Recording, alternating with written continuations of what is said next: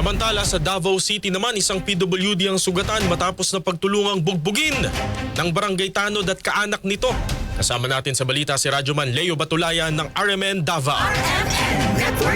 Binato at hinampas ng batuta ng isang barangay tanod at kaanak ang kapitbahay nitong isang person with disability o PWD sa Matina, Pangi, Davao City nang dahil lang sa hindi pagkakaintindihan. Sa report na natanggap ng DXD si RMN Davao mula DCPO, nakilala ang biktima na si alias Manman, 48 years old, lalaki at ang government official na suspect na si alias Ray, 66 years old, na paong residente ng nasabing lugar. Base sa paunang investigasyon, napag-alamang nagalit umano ang suspect matapos itong hindi pansinin ng biktima nang kumprontahin kaugnay ng narinig na alegasyong pagbabanta. Dahil dito, binalikan ng suspect ang biktima kasama ang tatlo nitong kaanak, dala ang kutsilyo, batuta at bato. Natamaan umano sa ulo ang biktima nang batuhin ito dahilan upang tumakbo at magtago ito sa kanyang pamamahay. Nang dahil sa takot, kumuha siya ng ice pick at nasaksak sa dibdib ang suspect nang nagtangka pa itong atakihin ang biktima. Patuloy namang nang bato ang mga kaanak ng suspect dahilan upang magtamo pa ng karagdagang sugat sa iba't ibang bahagi ng kanyang katawan ang biktima. Mabilis namang nagsagawa ng hot pursuit operation ang mga otoridad at nahuli ang suspect. Samantala, patuloy pa rin pinaghahanap ang nakatakas nitong mga kaanak. Kasama mo sa DXD si RMN Davao, Radyoman Leo Batulayan. Tatak RMN!